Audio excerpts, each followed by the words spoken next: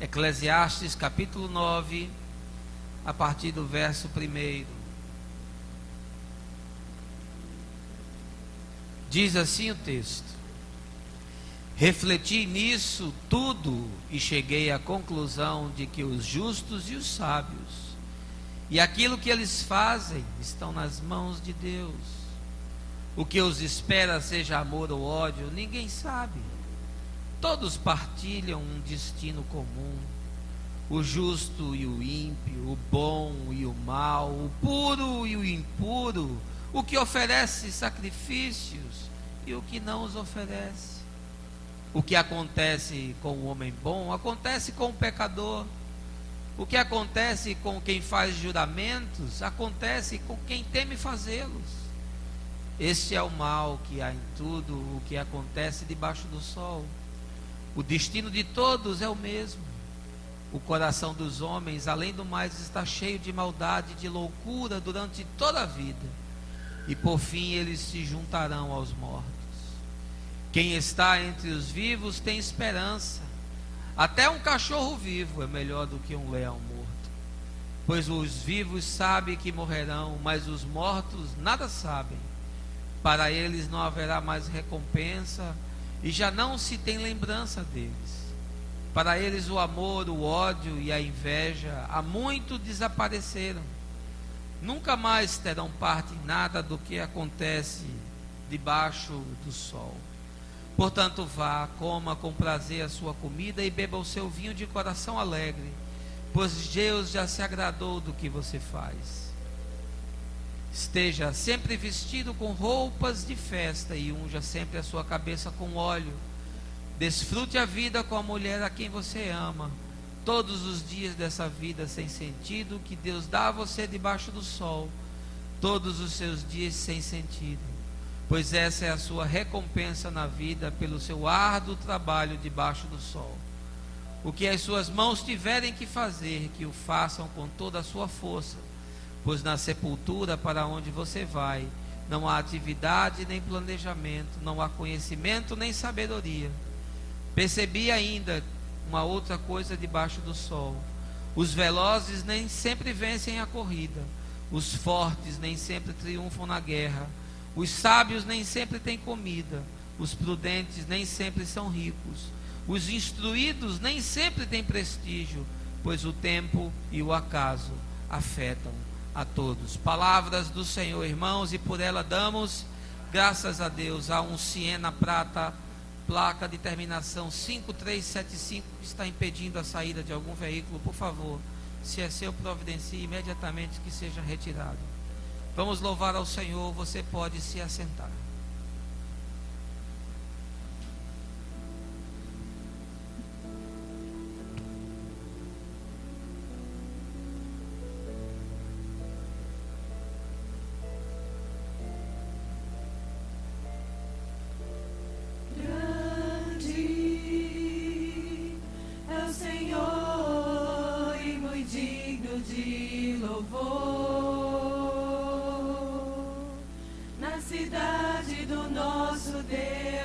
Santo monte,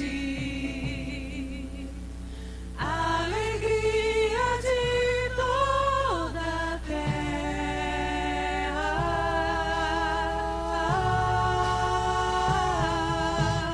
grande é o Senhor em quem nós temos a vitória, que nos ajuda contra o inimigo. Por isso diante dele nos prostramos.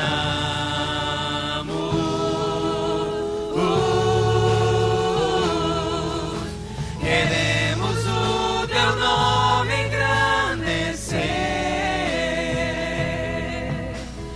e agradecer-te por tua obra em nossas vidas. Confiamos em seu infinito amor, pois só tu és o Deus eterno sobre toda a terra e céu.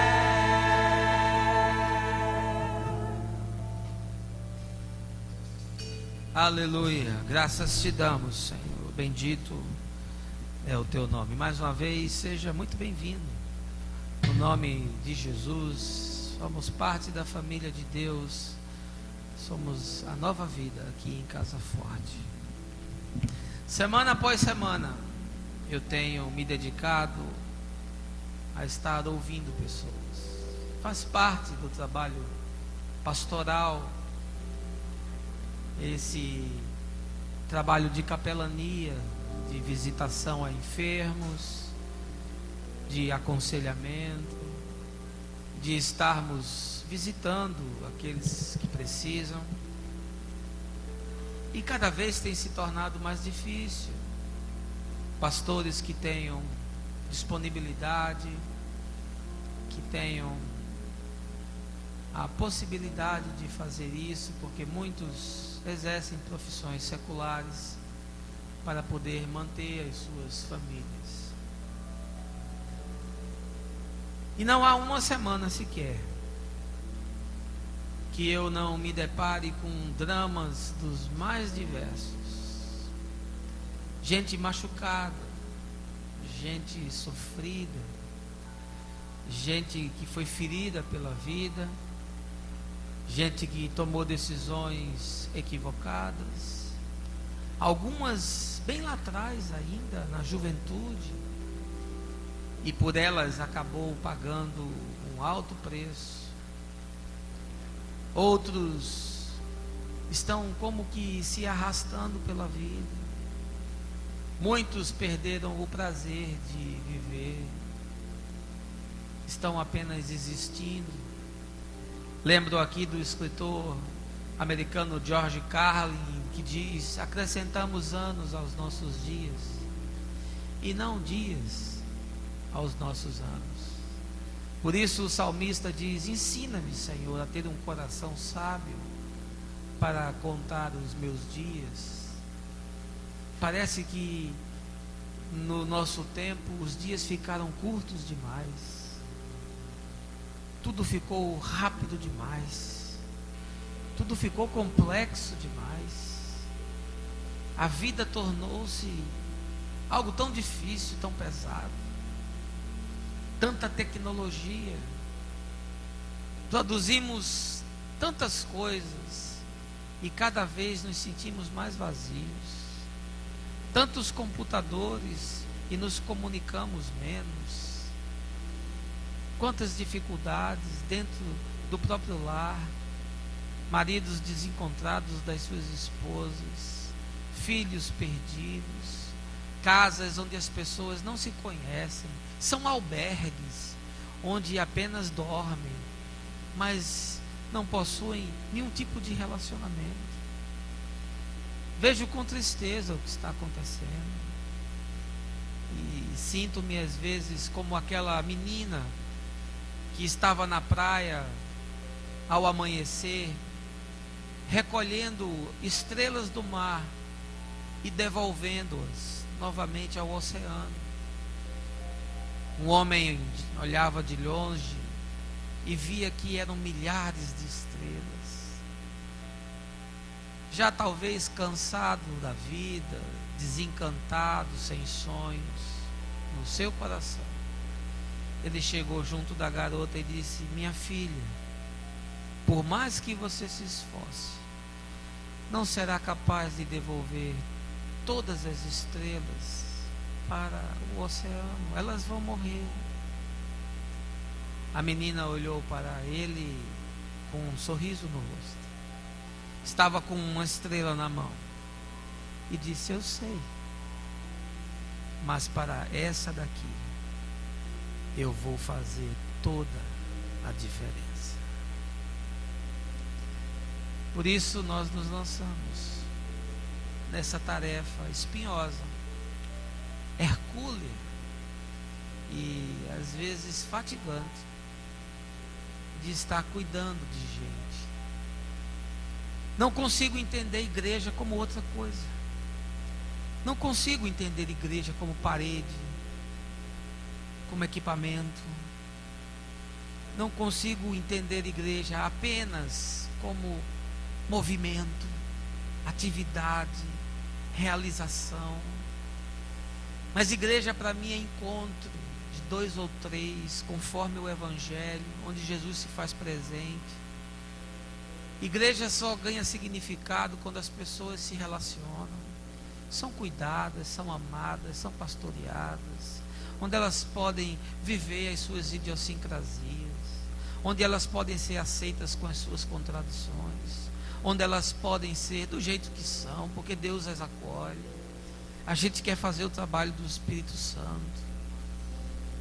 A gente quer que as pessoas se tornem do nosso jeito, se conformem à nossa moldura de crente. É o que eu chamo de igreja Playmobil, todo mundo igual.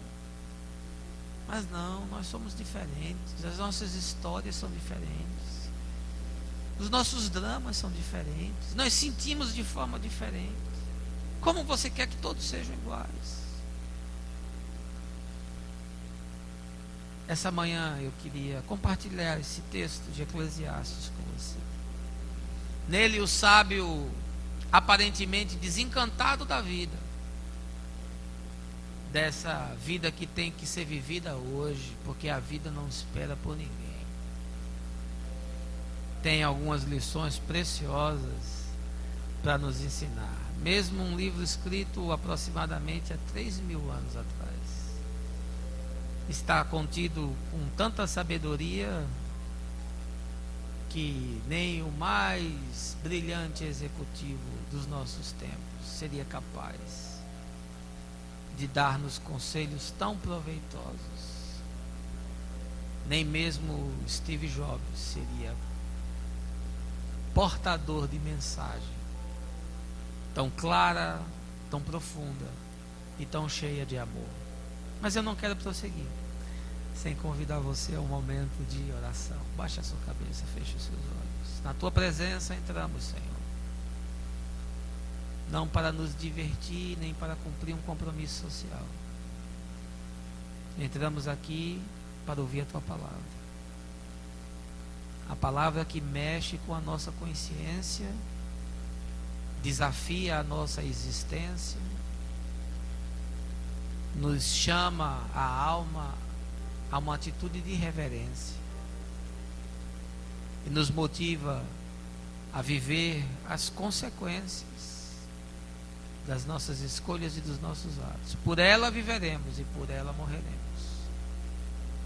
Portanto, leva-nos aos pastos verdejantes e às águas tranquilas. Refrigera a nossa alma e transborda de alegria o nosso cálice na festa do perdão, por Cristo nosso Senhor.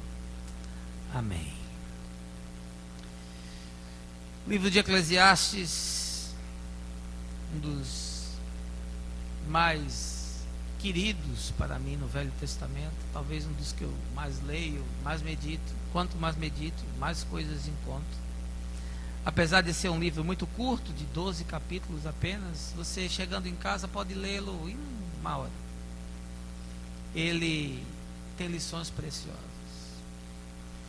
Diferentemente do que nós temos como tradição acreditar, de que ele foi escrito pelo rei Salomão, a crítica literária já provou que a linguagem é incompatível com o tempo do mavioso rei de Israel. Provavelmente esse livro foi escrito entre 1700 a.C.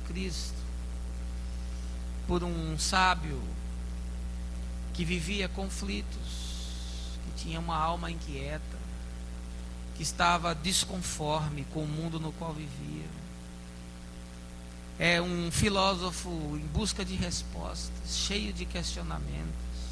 E talvez por isso eu goste tanto de Eclesiastes, porque aqui eu não encontro um super-homem, aqui eu não encontro um super-crente, aqui eu não encontro um sujeito com uma fé inabalável, aqui eu não encontro um sujeito incapaz de cometer um deslize, aqui eu não encontro uma pessoa portadora de uma fé que não se demove a despeito dos dramas da vida. Aqui eu encontro, pelo contrário, uma alma em contradição.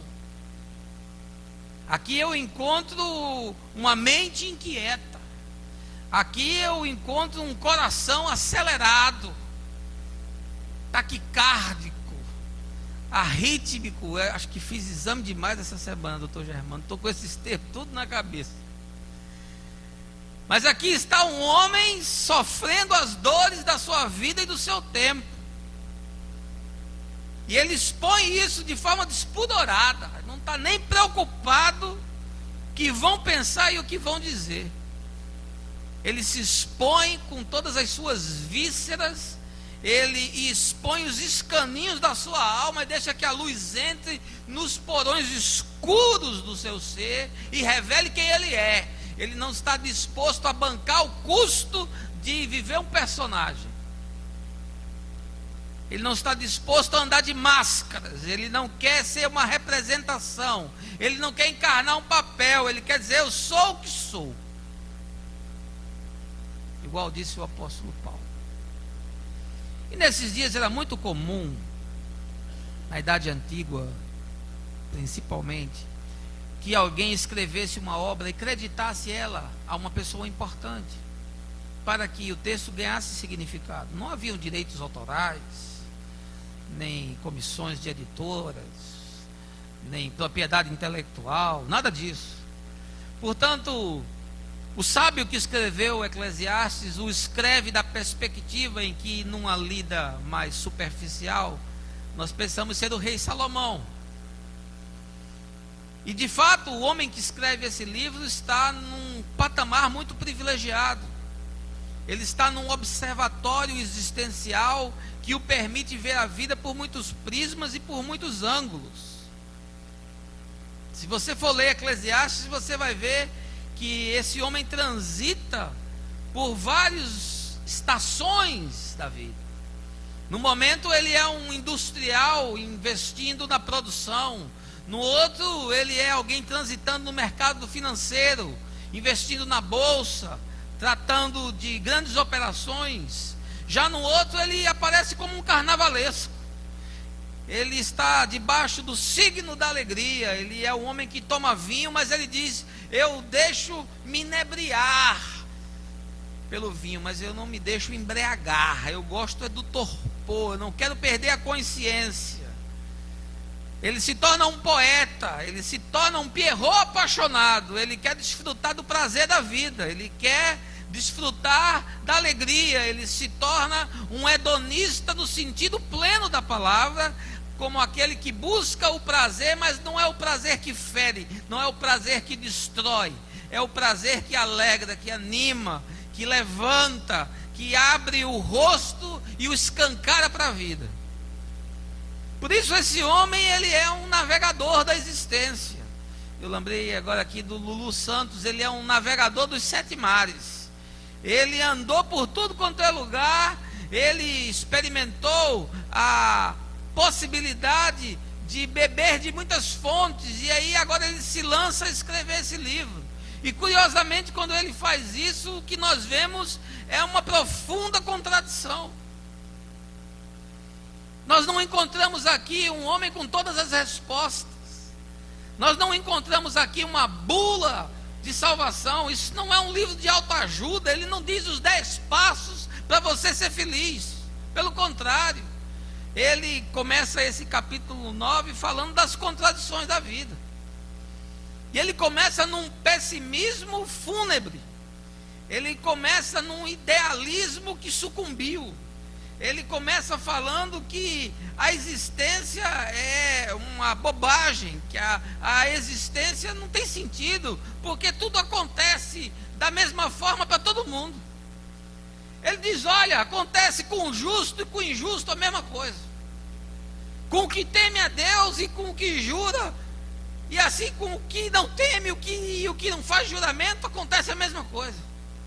Acontece com o bom, mesmo que acontece com o mal, as coisas não fazem sentido. A vida parece que não tem uma lógica própria, ela segue um curso desordenado, ela segue um fluxo incontrolável, ela é o desdobramento das escolhas que as pessoas fazem, como se Deus tivesse sido sacado da vida. Ler Eclesiastes parece nos dá a impressão de que Deus saiu da existência, de que Deus não está no controle. É o Deus dos teístas abertos, é aquele Deus que não sabe o que vai acontecer amanhã, é o Deus que não tem a gestão de todas as coisas, é o Deus que não tem nas suas mãos o controle de tudo. Parece que esse negócio do teísmo foi inspirado no Eclesiastes, do teísmo aberto, porque a sensação que nós temos é que o escritor está dizendo: olha, a vida é um negócio totalmente louco, não tem sentido, não faz nenhum propósito, não tem lógica. E por isso ele começa o seu texto dizendo: bobagem de bobagem, a vida é bobagem, vaidade de vaidade, tudo é vaidade, nada tem sentido. E assim ele vai avançando e vai descrevendo que é melhor estar vivo do que estar morto, mesmo diante de tantas contradições, mesmo diante de tantos problemas, porque se você está vivo ainda tem alguma esperança de que a coisa possa dar certo. Eu tenho essa sensação quando estou ouvindo as pessoas, porque elas chegam tão destruídas e com as suas vidas tão desencontradas, tão desarrumadas, que parece que não tem mais jeito. E aí eu me lembro do apóstolo Paulo dizendo: se alguém está em Cristo, é uma nova criação, o que era velho já passou, tudo agora se fez novo. Eu quero te dizer uma palavra essa manhã no nome de Jesus. Há uma chance de você construir o melhor de Deus na terra. Sempre há a possibilidade de começar de novo. Amém. Escrevi recentemente um artigo que dizia: errar é humano, permanecer no erro também é. Você não é de aço, você é de osso. Aprenda logo isso. Até o versículo 6, a fala desse homem é uma fala carregada de pessimismo. Ele diz: eu não sei o que vai acontecer no futuro, eu não sei qual é o destino, eu não sei o que me reserva a vida. Eu posso estar bem e amanhã aparecer com um problema. Eu posso sair de casa e não voltar. Eu posso ser acometido por uma calamidade. Ou seja, os seus medos, as suas inquietações são os mesmos nossos. Você sai de casa hoje, não sabe se volta. Você hoje está bem, faz um exame, aparece lá um câncer. Você não sabe o que a vida lhe reserva, você não sabe o dia de amanhã. E isso gera inquietações, isso gera ansiedade, isso gera uma desconformidade na sua alma. Temos tratado disso na quarta-feira no culto de vida no Espírito Santo, numa série que tenho pregado sobre os dramas da alma humana. Apareça aqui que você vai entender melhor. E no meio disso tudo, esse homem nos dá alguns conselhos que eu julgo que são preciosos, e eu queria essa manhã compartilhá-los com você. O primeiro deles está no verso 7 do capítulo 9. Ele diz assim: portanto, vá, coma com prazer a sua comida e beba o seu vinho de coração alegre, pois Deus já se agradou do que você faz. Você quer um conselho, meu irmão? Você quer um conselho, minha irmã, de um homem que já andou sobre a terra 45 anos, 30 dos quais caminhando com Jesus, 25 anos de profissão, quase 10 como pastor. Vou lhe dar um conselho: viva de forma simples. Agora, o simples é o contrário do fácil. Viver de forma simples significa concentrar a vida em valores e não em coisas. Viver a vida de forma simples significa descomplexificar a complexificação que se tornou existir nos nossos dias. Porque nós nos cercamos de tantas coisas e existir no nosso dia custa tão caro. Nós precisamos de tantos supérfluos que julgamos essenciais,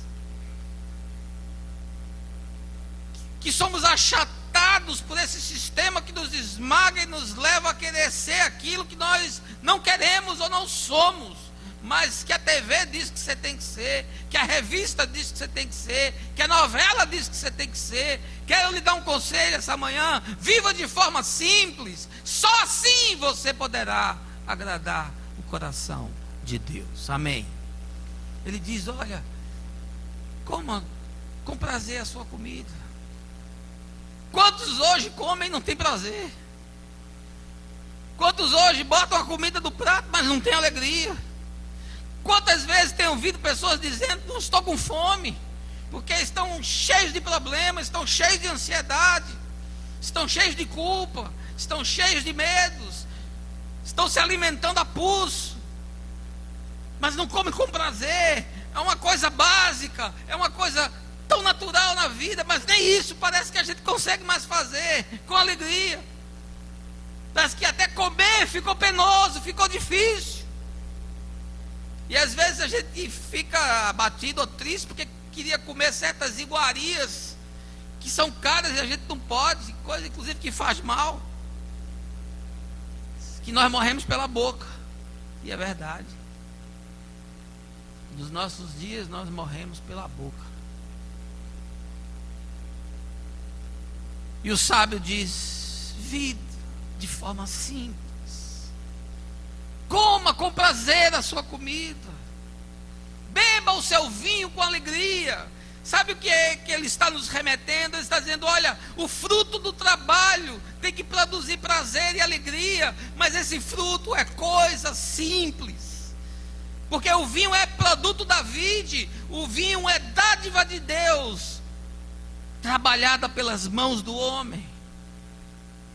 Esse encontro entre o propósito de Deus e o desejo do homem, ele é possível, ele pode ser harmonizado, desde o seu coração esteja centrado nos valores do Evangelho, desde que você não perca a referência das Escrituras e do projeto de Jesus, que não é você vencer no mundo, mas é você vencer o mundo. Viva de forma simples, construa mais para dentro do que para fora, cresça na sua alma e na sua consciência. Não se preocupe em aumentar o tamanho do seu apartamento de 200 para 400 metros, não se preocupe em aumentar a quantidade de imóveis de 1 para 2, de 2 para 3, não se preocupe em aumentar a quantidade de carros que você tem, mas se preocupe em aumentar a sua musculatura espiritual, em aumentar a sua fé, em aumentar o seu caráter, em aumentar a sua compaixão, em aumentar a sua generosidade, em aumentar a sua capacidade de se condoer do diferente, do sofrido, do que está aí fora excluído. Se preocupe com isso, viva de forma simples, e eu lhe garanto que a vida será bem melhor. Em segundo lugar, no verso 8, ele diz: esteja sempre vestido com roupa de festa e unja sempre a sua cabeça com óleo. Esse sábio aqui sabia de tudo, era sábio mesmo. Nietzsche diz que não acreditava num Deus que não dançasse, e eu também não acredito, porque em Jesus Deus dança. Porque Jesus vai na festa, Jesus é um homem de alegria, Jesus é um homem de multidão, Jesus é um homem que gosta de ajuntamento, Jesus gostava de muvuca, meu irmão, essa é a verdade. Jesus não perdia um bode não, um cabrito assado era com ele, porque Jesus gostava de encontro humano. Foi no casamento e faltou vinho, chamaram ele e disseram: oh, acabou o vinho, e ele disse: não, eu sou evangélico, eu não bebo, se quiser eu multiplico água, mas vinho não. Jesus disse: faltou vinho? Vou fazer um grande tarapacá agora, do melhor que tem, porque esse é o Deus da festa, esse é o Deus da alegria. E o sábio diz: todas as letras, esteja sempre vestido com roupa de festa. Mas pastor, tem dia que não dá para estar com roupa de festa não, mas ele está dizendo, olha, viva na perspectiva de que a vida é para ser vivida com alegria. Viva na perspectiva de que Deus te ama e que Ele quer te proporcionar alegria, ainda que você experimente momentos de dor, e ainda que a dor seja mais frequente do que a alegria. Mas se vista com roupas de festa. E eu me lembro de Isaías, no capítulo 61, quando ele fala que eu e você temos vestes de louvor, ao invés de um espírito angustiado. Você está coberto de adoração, você está coberto de canção, você está coberto de misericórdia, porque sobre você caiu o sangue da aliança, e a graça se estendeu e mudou a tua história. Por isso você não pode andar cabisbaixo, por isso você não pode andar reclamando, por isso você não pode andar insatisfeito. Esteja sempre preparado para a festa, porque com Jesus é festa todo dia, amém, gente? Ainda que existam problemas. O sábio de Provérbios diz, com a tristeza do rosto se faz melhor o coração. Ou seja, ele diz que não raro é a dor que produz alegria. Ele diz, a dor proporciona uma consciência e um coração desenvolvido para a vida, e isso lá na frente desemboca em alegria. Ao passo que aqueles que são imaturos, inconstantes, irreverentes e inconsequentes, que acham que a vida é só gargalhada e brincadeira, lá na frente vão se deparar com as estações outonais, com a chuva e o aguaceiro, com as nuvens pretas, com o dia da calamidade e da tragédia, porque ele sempre chega, ele sempre bate na nossa porta, e o cara não está preparado, e sucumbe, e entra em depressão, e entra em pânico, e entra em loucura, e quer se matar, porque ele não aprendeu a viver. Eu quero te dar uma palavra de Deus essa manhã: aprenda a viver enquanto é tempo, aprenda a viver hoje, tome decisões que te levem a viver hoje. Mude estradas nas quais você está andando hoje. Ele está dizendo, vista-se com roupas de festa o tempo todo. Celebre a vida, porque Deus é bom e a sua misericórdia dura para sempre. Amém, queridos? Aí ele diz ao mesmo tempo, e unja sempre a sua cabeça com óleo.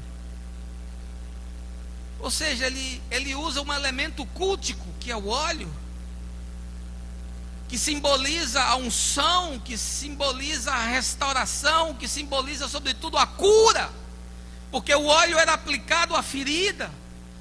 E ele diz assim, olha, unja sempre a sua cabeça com óleo. Ele diz, olha, não permita que a tua cabeça adoeça, não permita que a tua consciência adoeça, se cauterize. Não se permita tornar alguém com alma de lata, coração de pedra e nervos de aço. Não permita que o sistema mude a sua forma de perceber a vida, altere os seus valores. Deixe que o óleo de Deus renove a sua consciência. Por isso Paulo diz, transformai-vos pela renovação da vossa consciência. Ele está dizendo, viva na perspectiva da alegria e da festa, porque viver é bom, mas não perca a referência de que na existência existe Deus. Ele está falando do imanente, do transcendente, do finito e do eterno, do temporal e daquele que habitará para sempre. Ele está falando da possibilidade da harmonização entre céu e terra, porque isso se fez em Jesus de Nazaré, totalmente homem e totalmente Deus. Ele veio nos ensinar como é que Deus deseja que um ser humano viva. Não perca a referência de quem é Deus. Deixe que o óleo caia sobre a sua cabeça. Viva a vida, tenha prazer, tenha alegria, desfrute. Faça isso com bom senso. Faça isso buscando o equilíbrio. Não perca a razão. Se baseie pelos princípios. Mas lembre-se de ungir a cabeça com óleo. Lembre-se que há um Deus no céu. Lembre-se que Ele trará justiça e juízo sobre todas as obras. Não perca a perspectiva de que nós precisamos desse óleo para nos renovar e nos restaurar. É o óleo que mantém a lamparina acesa acesa, é o óleo que faz com que a chama queime, e essa chama é a chama do Espírito que mantém a minha vida e a sua na perspectiva daquilo que Deus deseja. Amém, queridos? Em terceiro lugar, ele diz: desfrute a vida com a mulher que você ama, todos os dias da sua vida, sem sentido que Deus dá a você debaixo do sol, porque essa é a recompensa pelo seu árduo trabalho. Ele não diz assim: ó, desfrute da sua Ferrari que você comprou, toda equipada, $500 mil. Desfrute do apartamento de 400 metros, 5 suítes, 5 garagens. Desfrute das viagens que você fará pelo mundo, conhecendo os melhores lugares, dormindo nos melhores hotéis, comendo as melhores iguarias.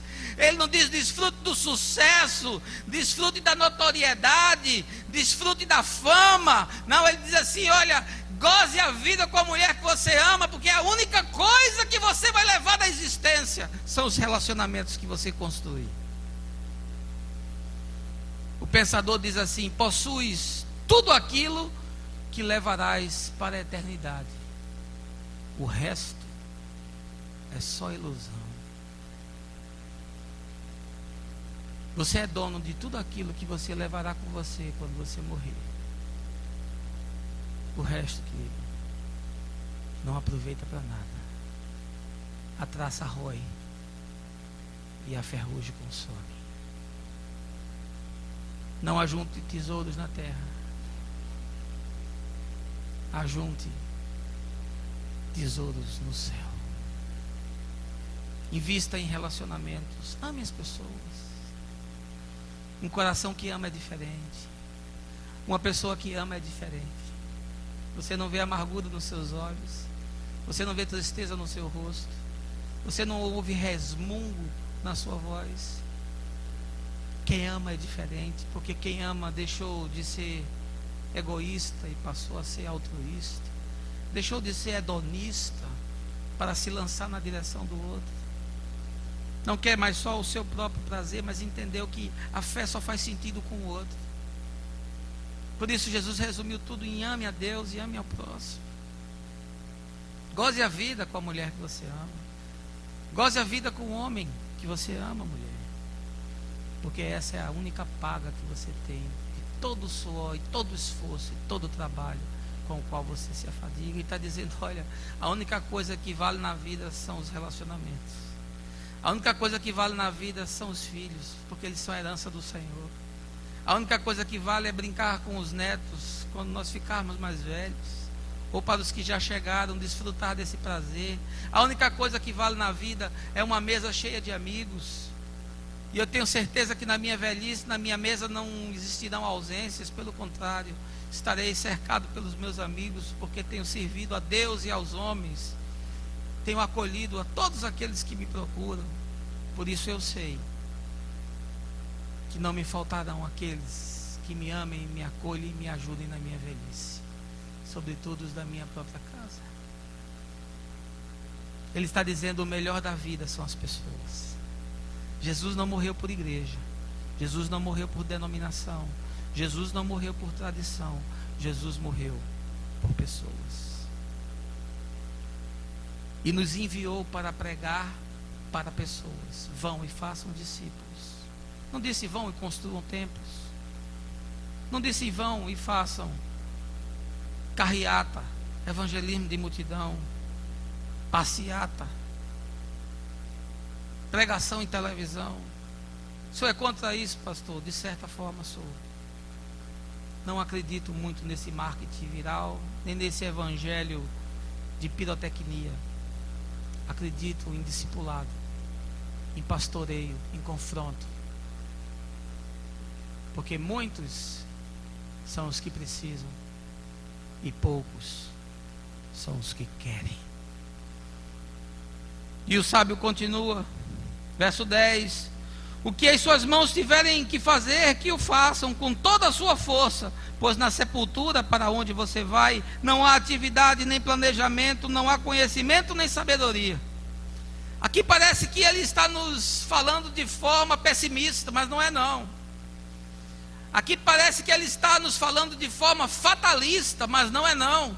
que ele está nos dizendo é o contrário. Ele disse: olha, aproveite a vida e empreenda. Aproveite a vida e use as suas potencialidades. Quanto que você está usando do potencial que Deus lhe deu? 10%, 20%, 30%? Talvez você diga: pastor, eu só gasto meu potencial na minha profissão. Deus me deu tantas habilidades, mas nenhuma delas é empregada no reino de Deus. Nenhuma delas está à disposição de Jesus. Tantos talentos que Ele me deu e eu enterrei todos eles. Mas o sábio disse: não, vá, execute, invista, construa. Se você tiver força para fazer, faça, empreenda. Porque ao depois o projeto será outro. Para onde você vai não tem nada disso. O projeto de Deus para a eternidade será uma outra coisa, é uma outra proposta, é uma outra vida, é uma outra perspectiva. Portanto, ele diz: o tempo de fazer é agora, o tempo de realizar é agora, o tempo de servir a Deus é agora, o tempo de meter a mão na obra é agora, o tempo de não olhar para trás é agora. E como eu vejo os teóricos na igreja. Ontem eu cheguei aqui à tarde, aliás, estava o dia todo aqui ontem com o Aguinaldo, com o André, trabalhando aqui, limpando, arrumando, fazendo as coisas que precisam ser feitas. Cheguei de tarde aqui, eu me emocionei. Porque eu encontrei Mário aqui. Mário é um irmão nosso, que é agrônomo, passa a semana toda viajando. Milhares de quilômetros numa semana. Você não sabe quem é Mário, eu sei. E eu cheguei aqui, Mário estava lavando os banheiros, lavando o corredor. Ninguém sabe que Mário está lavando o banheiro. Mário é um anônimo. Você chegou hoje lá, o banheiro estava limpo, estava cheiroso, estava arrumado, mas você não sabe que foi o Mário que lavou. Não foi o empregado que lavou, não foi o zelador que lavou, não foi alguém que a gente pagou para lavar, foi o Mário que lavou. O Mário lavou o banheiro para você usar. E eu disse: Mário, cuidado. Há sérios indícios de que Deus está lhe chamando para alguma coisa grande. Porque os que se humilham serão exaltados. Os que querem descer são os que diante de Deus crescem. Por isso João Batista disse: convém que ele cresça e que eu diminua. Ah, pastor, o senhor está falando que é um demérito lavar um banheiro? Não, não estou falando isso. Eu mesmo já lavei aqui muitas vezes, já lavei tempo, já lavei tudo. Mas eu estou dizendo que para um homem que passou a semana toda trabalhando, viajando milhares de quilômetros, chegar e vir direto para a igreja, trocar de roupa, pegar uma vassoura e o detergente e lavar o banheiro,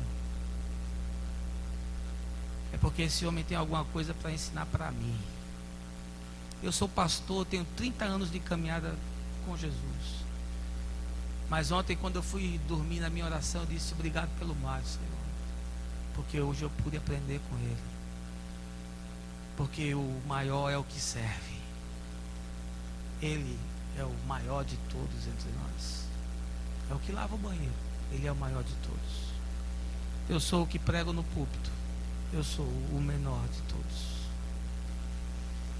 O sábio diz: você quer empreender, você quer fazer, você quer realizar, você quer construir, faça isso. Se lance, use o seu talento, use a sua capacidade, use a sua habilidade. Mas pastor, eu só posso fazer isso na igreja? Pode não, você pode fazer isso em todo canto. Você pode fazer no seu trabalho, você pode fazer no seu lazer, você pode fazer no seu prédio, na sua vizinhança. Você pode ser um portador da misericórdia, da graça de Deus em qualquer lugar. Essa semana eu fui fazer um exame lá no Lucílio Ávila, Dr. Germano, meu cardiologista. E eu estava na sala de espera.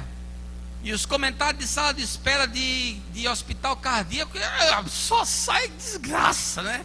É o cara infartado, é o cara que teve embolia, é o cara... E eu estou lá me sentindo novaço, né? E aí uma coisa eu vi, de umas 4 ou 5 pessoas: esse médico é muito gente boa, esse médico é muito bacana, esse médico é uma pessoa simples, esse médico trata a gente pelo nome e olhando no olho. Aí eu falei: Germano está cumprindo o propósito para o qual Deus o chamou. Aleluia. Amém. Seja um embaixador do reino de Deus e da misericórdia e da graça onde você está. Você não precisa ser pregador aqui no púlpito, não. Tem gente que pensa que só pode pregar o evangelho nessa algema de microfone e de púlpito. Eu não preciso de púlpito para pregar. Onde você me colocar, eu vou pregar. Eu sou feito carro velho, onde eu paro eu prego. Aleluia. E em último lugar, no verso 11, o sábio diz: percebi ainda uma outra coisa debaixo do sol. Os velozes nem sempre vencem a corrida, os fortes nem sempre triunfam na guerra, os sábios nem sempre têm comida, os prudentes nem sempre são ricos, os instruídos nem sempre têm prestígio, pois o tempo e o acaso afetam a todos. Sabe o que ele está dizendo? Receba tudo aquilo que a vida lhe trouxer com gratidão e com alegria, e transforme aquilo que não é bom em coisa que se aproveite para a alma. Transforme o dia difícil no dia bom. Transforme a lágrima em riso. Transforme a dor em prazer. Transforme o sofrimento em algo que seja útil. Ele está dizendo: receba tudo da vida, porque nem sempre aquilo que você imagina acontece. Nem sempre é o mais ligeiro quem vence. Nem sempre é o mais competente que derruba aquele que não é tão competente. Nem sempre na guerra ganha o mais forte. Ele está dizendo: eu olhei para a vida e enxerguei tudo isso. É como se ele nos ensinasse: receba tudo aquilo que a vida lhe trouxer, não rejeite nada, porque tudo faz parte do crochê, tudo faz parte desse quebra-cabeça que Deus está montando da tua história, e a tua história é bonita, e a tua história no final vai fazer significado, porque numa maratona o mais importante não é como você começa, mas é como você termina, e ao final, como diz aqui o próprio livro de Eclesiastes, melhor o fim das coisas do que o seu começo. No final, quando Jesus tiver terminado de pintar a lousa da sua vida, ele vai dizer: esse é o meu filho amado, e nele a minha vida se alegra. Amém, queridos? Aleluia. Aí eu estava conversando com o Aguinaldo, disse: amanhã eu vou pregar uma mensagem assim para dar uma levantada na galera. Aí o Aguinaldo falou: pastor, não pregue muito dessas não, que a gente perde o costume. Hoje, Deus está te chamando para viver. Hoje, Deus está te chamando para repensar a tua história. Hoje, Deus está te chamando para repensar a tua vida. Hoje, Deus está te chamando para repensar os teus valores. Porque a vida não espera por ninguém. A vida está passando. Ou você vive ela na perspectiva do Evangelho, ou você não vive.